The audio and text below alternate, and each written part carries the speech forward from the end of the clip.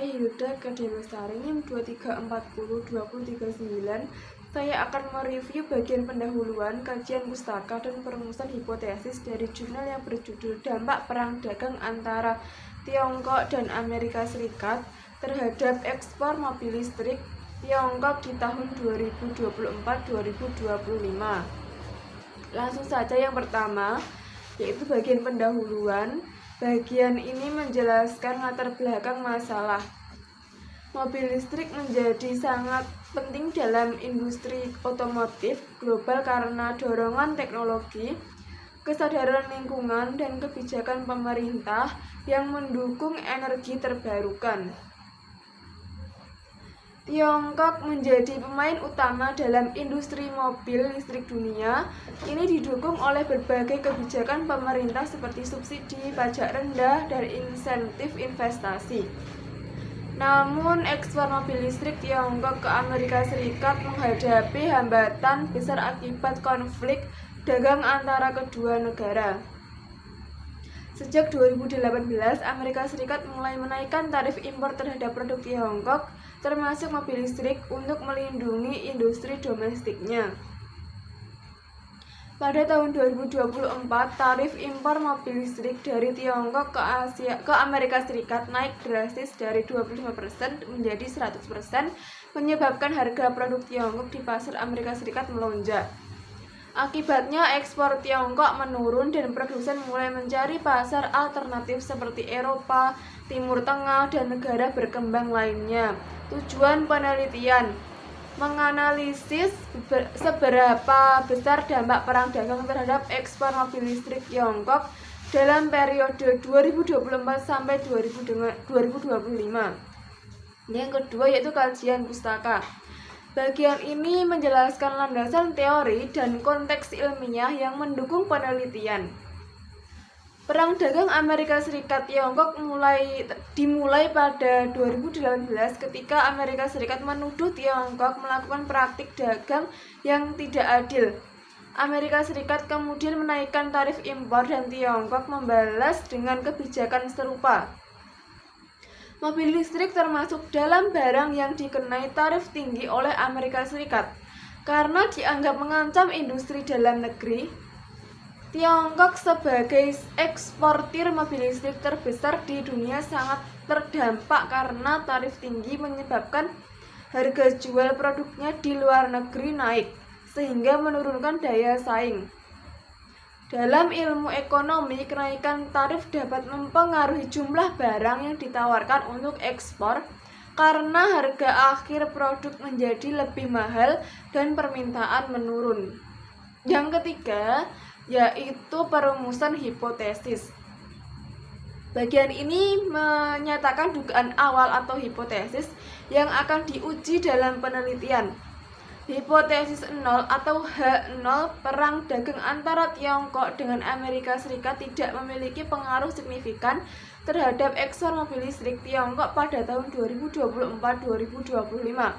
Hipotesis alternatif atau H1, perang dagang antara Tiongkok dan Amerika Serikat memiliki pengaruh signifikan terhadap penurunan ekspor mobil listrik Tiongkok pada tahun 2024-2025.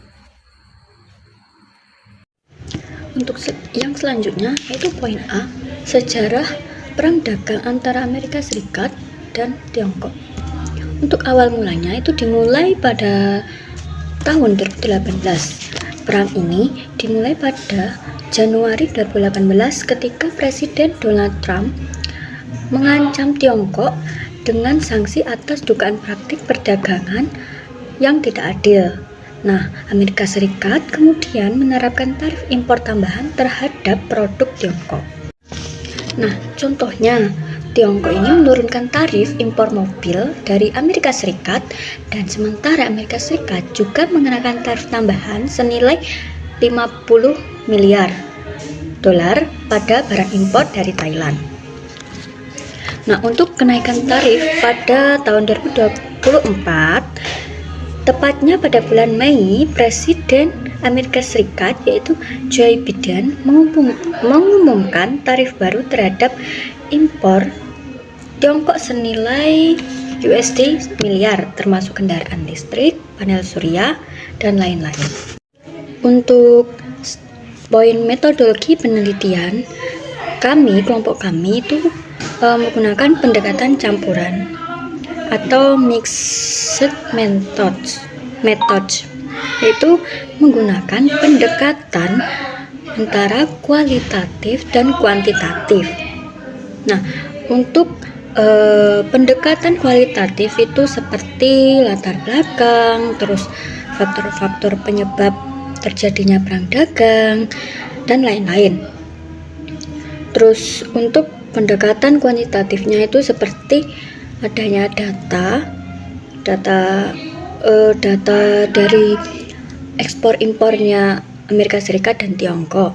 Untuk kelemahan dari metodologi penelitian yaitu sumber data kuantitatif kurang atau tidak terverifikasi, terus kurangnya detail dari analisis statistik dan data kualitatif ini juga terbatas. Baik, saya akan menjelaskan terkait data ekspor mobil listrik di Tiongkok 4 bulan di tahun 2024 sampai 2025. Nah, jadi data ini saya ambil dari Trading Economy di website yang sudah terpercaya. Kemudian saya akan menjelaskan dari awal. Jadi mulai bulan Mei, Amerika ini meningkatkan tarif ekspor untuk Tiongkok. Itu yang awalnya 25% menjadi 100%.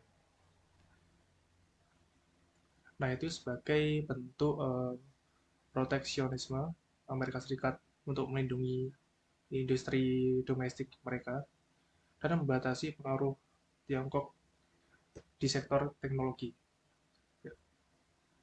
Mungkin akan saya jelaskan untuk yang November. Ini November 0 bukan berarti 0 ekspor ya. Ini kemungkinan dari website mereka, yaitu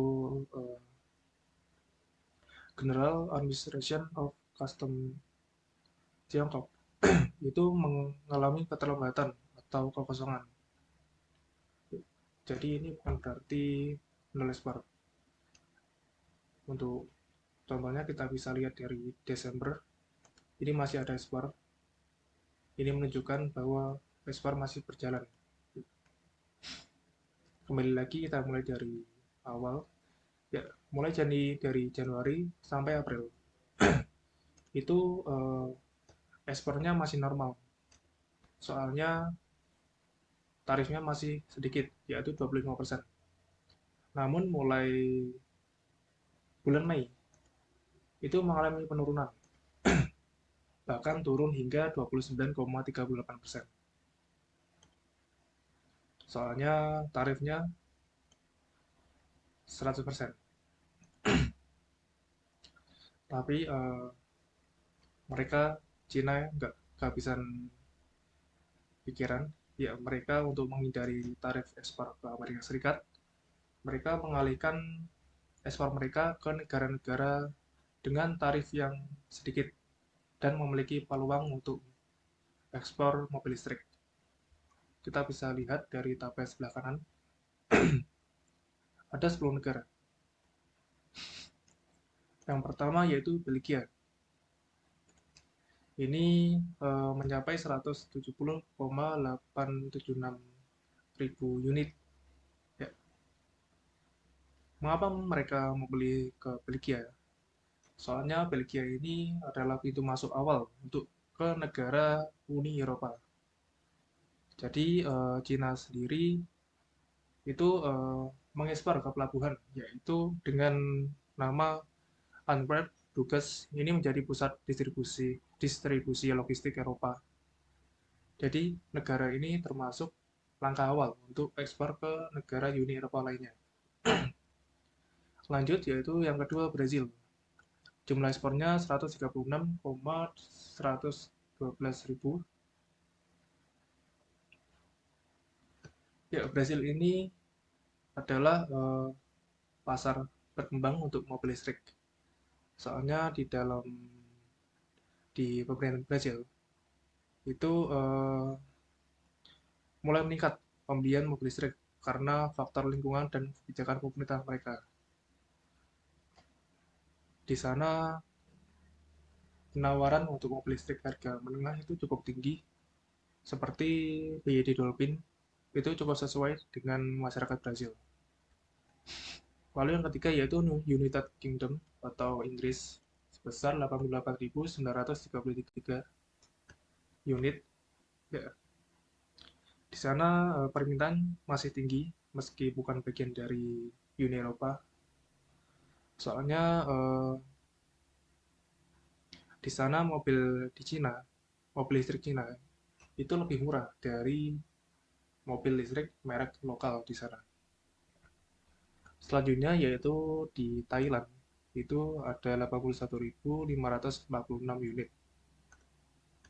Thailand ini sebenarnya sudah dikenal sebagai pusat produksi dan distribusi otomotif di Asia Tenggara. Jadi banyak mobil listrik di Cina itu dikirim ke Thailand, lalu dirakit ulang sebelum didistribusikan ke negara-negara Asia lainnya. Selanjutnya yaitu Filipina sebesar 69.987 unit. Jadi di sana pemerintahan Filipina ini mendukung kendaraan ramah lingkungan. Jadi di sana lagi ada transisi mulai dari mobil dengan bahan bakar bensin beralih ke mobil dengan bahan bakar listrik untuk mengurangi polusi di sana. Jadi negara ini cukup menarik bagi Cina untuk ekspor mobil listrik. Setelah itu Meksiko. Meksiko ada 61.687. Ini ekspornya cukup besar soalnya di sana dekat dengan Amerika Serikat. Jadi negara Meksiko sebagai pintu masuk untuk ke pasar Amerika Utara, terutama di Amerika Serikat. Selanjutnya yaitu India. Ini ya memiliki ekspor 53.738 unit. Jadi di India ini pasar yang besar untuk mobil listrik yang murah. Namun di sana itu regulasinya cukup ketat. Jadi ini menjadi tantangan untuk Cina. Selanjutnya yaitu di Australia sebesar 51.843 unit. Nah, di Australia ini pasarnya cukup matang. Jadi di Australia ini masyarakatnya sudah terbuka dengan mobil listrik. Cina sendiri kalau mau ekspor di sana itu jadi cukup mudah karena konsumen sudah mengenal. Lalu yang ke-9 yaitu United Arab Emirates. Nah, ini permintaan untuk mobil listrik atau EV premium cukup tinggi, terutama di kota Dubai sama Abu Dhabi. Dan yang terakhir yaitu Jerman sebesar 41.105. Jadi di Jerman ini dikenal sebagai negara produsen otomotif besar. Tapi untuk mobil listrik itu di Cina, mobil listrik Cina masih tergolong murah dibanding produk lokal di sana. Ya.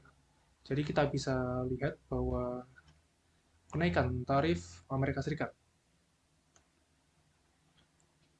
berhasil memukul Cina dalam jangka pendek. Jadi Cina punya respon cepat terhadap perubahan ini untuk mengalihkan ekspor ke Amerika Serikat ke negara-negara yang lebih terbuka dan adopsi mobil cepatnya mobil listriknya lebih cepat. Baik, saya akan menyampaikan dan menerangkan tentang simpulan, keterbatasan, dan saran. Perang dagang antara Tiongkok dan Amerika Serikat pada tahun 2024 sampai 2025 telah memberikan dampak yang signifikan terhadap ekspor mobil listrik Tiongkok. Kenaikan tarif impor dari 25% menjadi 100% menyebabkan penurunan ekspor mobil listrik ke Amerika Serikat, memaksa produsen Tiongkok mencari pasar alternatif di negara-negara lain seperti Belgia, Brazil, dan Inggris.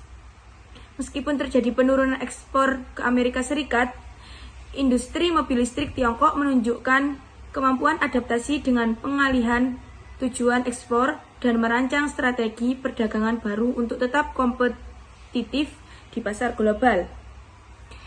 Penelitian ini terutama menggunakan data sekunder dan berbagai sumber resmi dan publikasi akademik, sehingga tidak secara langsung mengukur dinamika strategi perusahaan dalam menghadapi perubahan kebijakan tarif.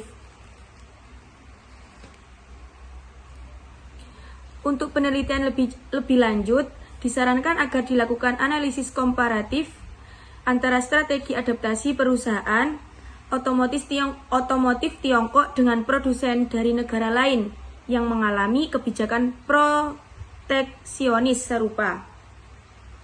Selain itu juga, studi lebih mendalam tentang dampak tarif terhadap rantai pasokan global mobil listrik akan memberikan gambaran yang lebih menyeluruh tentang perubahan perdagangan di sektor ini.